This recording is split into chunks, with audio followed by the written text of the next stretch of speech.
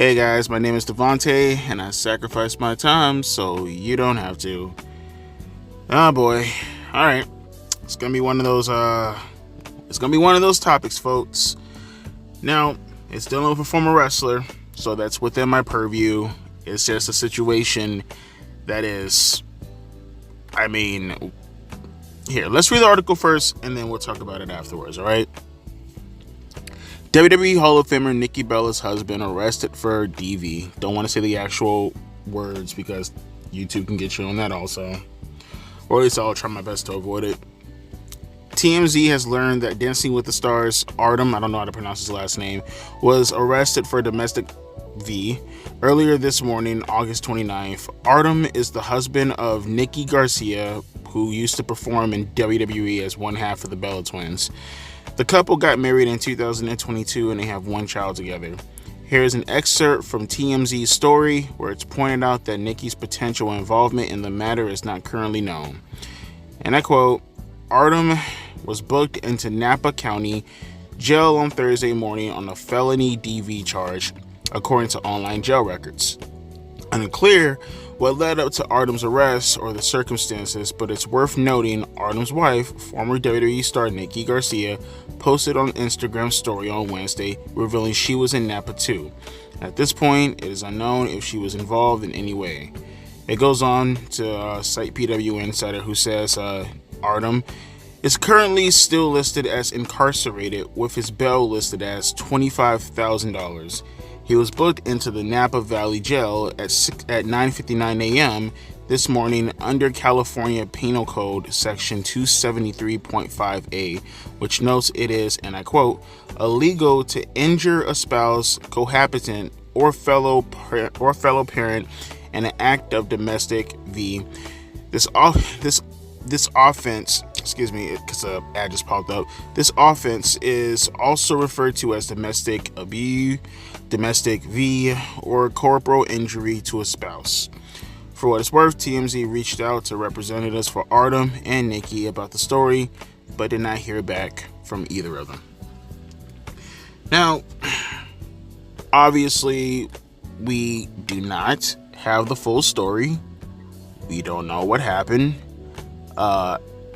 We can sit here and we can say to ourselves that Nikki Bella was obviously involved in the situation if you're using basic common sense, but lawfully speaking, we don't know what happened, right?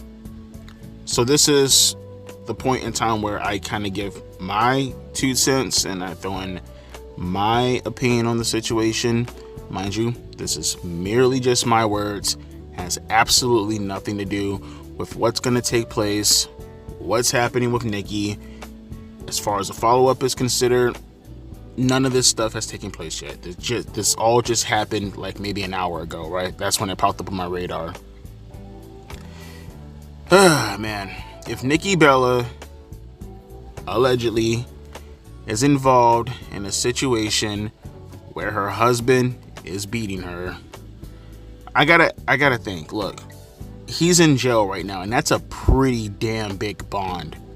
That's a big bond. For a DV charge, that's a really, really, really big bond, right? Typically, if it's something along the lines of, like, say for an example, you're grabbing your spouse's arm or something like that, or you're holding her down, but you're not really exerting any kind of force, right? You know what I mean? It's enough force to keep them incapacitated, but not enough to legitimately injure them, right? I'm pretty sure you guys seen all these police videos all over YouTube many times, right? There are people who got out on signature bonds because of, technicality speaking, a DV charge, but at the same time, it's like, it's a DV charge, but it's not as if they actually did legitimate damage. The fact that this guy, and I'm not going to call him any names, I'm not going to say anything bad about him because I don't know the situation to want to paint a negative light in regards to who he is. This is just me bringing awareness to the situation for those of you who are unaware. For him to have such a large bond amount, and I can speak from personal experience, you know, I've never done anything to a woman, never will do anything to a woman, don't have any reason to put my hands on a woman, but my stepfather was not a good man. I'll keep it at that. You can put 2 and 2 together. So it's not as if to say that I haven't been through that before, witnessed it as a child. You know, it is what it is, life experiences. But it is one of those deals where, it hits close to home. It hits really close to home. And like I said, I don't want to pass judgment off to the guy until we know for a fact something legitimately happened. But let's just say that something did happen, right? Let's just put two and two together, and let's just say that the guy got a $25,000 bill, meaning he had to do something, right? I don't know what would make someone in a situation like that put their hands on a woman, but debating the back, how do I approach this? Because I'm trying my best to approach this in a neutral manner without showing my own bias to the situation. I want to tell you personally, there's no reason to ever put your hand on a woman unless your life is in danger, or your child's life is in danger, or someone that's around you is in danger. There's no reason to exert force against a woman unless there's some actual traumatic things that are about to occur at the moment. But considering that I don't see anything in regards to Nikki Bella being charged, maybe she was, maybe they just didn't report on it, but I don't see anything in regards to her being charged of anything. What it seems like, just from the outside looking in, this is all alleged, is that maybe something happened with the two. Maybe there was a rift. Maybe there was a situation that's out of our reach, out of our realms, and Artem decided to put his hands on her and probably ding her up pretty good. Again, that's a really big bill amount for something like as simple as shoving her against the wall, or threatening her or something like that. That you're not going to get a $25,000 bond for something super simple. Nah, he probably either put her life in supreme danger from a threatening standpoint, or he legitimately put his hands on Nikki Bella. And like I said, you don't know if there was alcohol involved in the situation as to why he did what he did. And again, this is all alleged. We're just trying to, map things together and just use patterns in order to get to the conclusion that seems like it might be, although things might change in the process, right? Because I know some of you guys in the audience, and I get it. I get the whole principle of you don't know what Nikki Bella did, right? I'm assuming that's what you guys are going to approach as far as how you think about the situation. You don't know what Nikki Bella did. I was seeing some stuff online in regards to Nikki Bella and Artem, and I could have sworn I seen something along the lines of them celebrating their anniversary this week. Am I correct? Someone could correct me if I'm mistaken, but I think I seen something on Twitter with them announcing. I don't know if they announced it on Twitter or maybe it was a fan account, but someone was talking about them celebrating maybe their I think their wedding anniversary sometime this week earlier. So that just makes it even worse. You know what I mean? And for them to make note of the fact that she was in the same vicinity as this man when it all took place. I mean, what else can you say? It seems pretty obvious, right? It seems pretty obvious, but like I said, legally speaking, we're not going to speak upon it. I just can't believe, like, it's 2024, man. Now, like I said, we're going to talk from the perspective of it being alleged, but like, what, like, is there not nothing worth talking out? Like, is there not nothing worth like sitting back and like speaking? Because here's my thing, in the end of the day, if there was alcohol involved, let's just say, for an example, both of these individuals were yelling at each other and Artem couldn't take it anymore and he decided to do something. Maybe Nikki Bella says something very smart. You never know. Something that could have pushed them over the edge. Your son is right there. I've had, yelling matches with the mother of my children. And I made it a point always make it a point. Hey, let's go take it in the car. I'll sit in the car. You want to yell, we can yell at each other. Let's go sit in the car. We'll talk it out there. We are not going to yell and scream inside the house with my son right there. We're not. We're simply not going to do that. We are not going to do that. All right, the car's right there in the front yard. Talk it out for a little bit. Not too long. We have to get back in the house to go check on him. Usually he's asleep. And then if we got all the energy out, everything is done, let's talk as adults.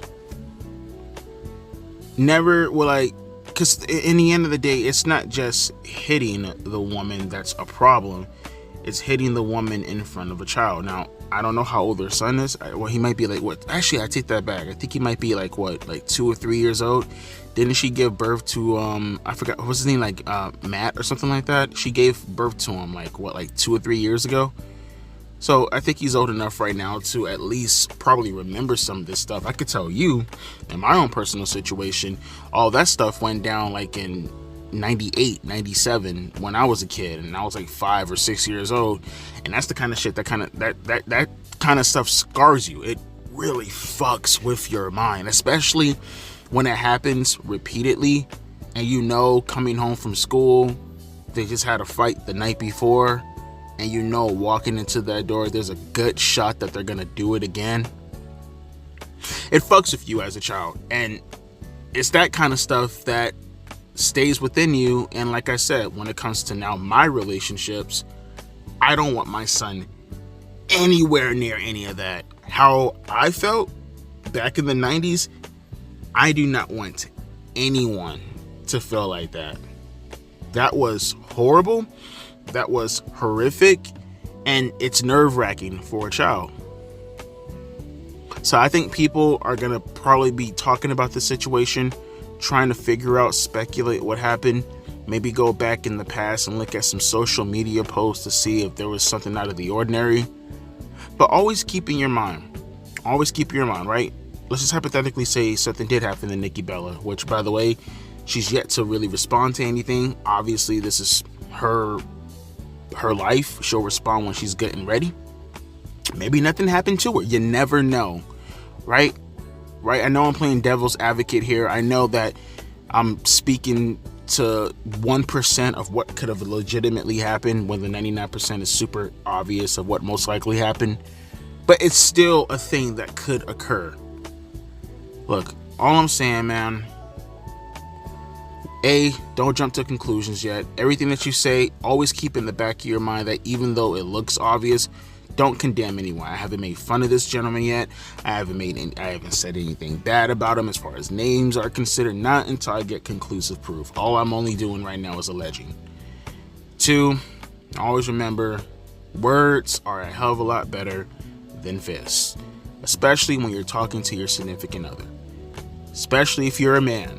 There is no reason for any man in this world to have to threaten his girl, put hands on this girl, yell at her. That's different.